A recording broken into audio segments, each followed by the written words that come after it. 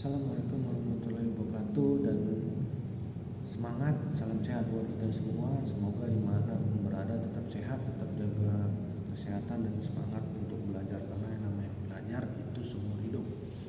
Kalau kita membahas mengenai esensi dan ruang lingkup studi perilaku keorganisasian, ini cukup luas. Cuma akan kita bahas secara singkat, di mana yang namanya manusia itu akan berhubungan dengan organisasi dan manajemen. Artinya itu seperti segitiga, di mana di tengah adalah manusia, kanan kiri adalah organisasi dan manajemen, di mana itu menjadi suatu bagian yang sudah tidak terpisahkan.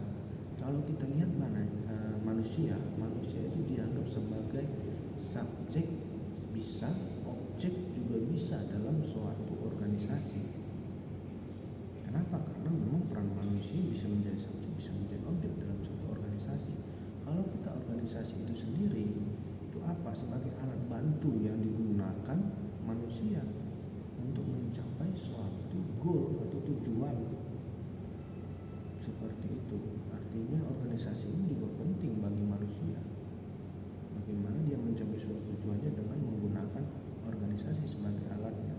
Kalau kita melihat ke manajemen, itu akan berfungsi untuk memenuhi kebutuhan dan mensukseskan tujuan dari suatu organisasi. Artinya organisasi butuh juga yang namanya manajemen.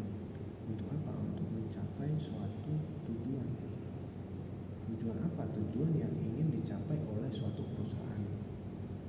Kalau kita lihat yang namanya karakteristik organisasi, menurut Stephen Perobin, ini ada tiga karakternya. Yang pertama, dia harus punya tujuan bersama. Jadi suatu organisasi itu mempunyai tujuan bersama. Tujuannya tentu tergantung organisasi apa. Kemudian yang kedua, struktur yang disengaja, artinya struktur yang sudah dibuat berdasarkan kondisi perusahaan. Kalau perusahaan lagi sedang bagus-bagus, tentu dia strukturnya akan lebih banyak, akan dia membuat cabang. Makanya banyak perusahaan memiliki cabang, mungkin seprovinsi di Indonesia gitu. Itu perusahaan yang cukup bagus. Dengan adanya struktur itu bisa dibilang ya divisi mungkin ya, atau bisa dibilang yang mempunyai job desk-nya masing-masing dan juga mempunyai tugasnya masing-masing.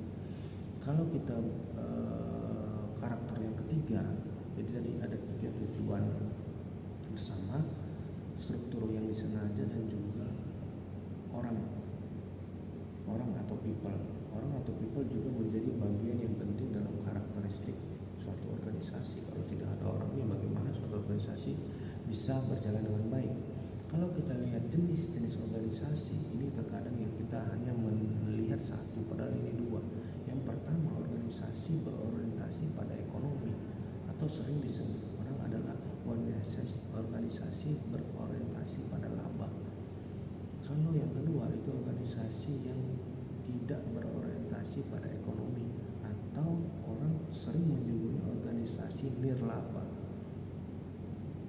Jadi teman-teman harus bedakan mana ini yang organisasi murni berorientasi laba, mana yang tidak atau nirlaba. Seperti itu.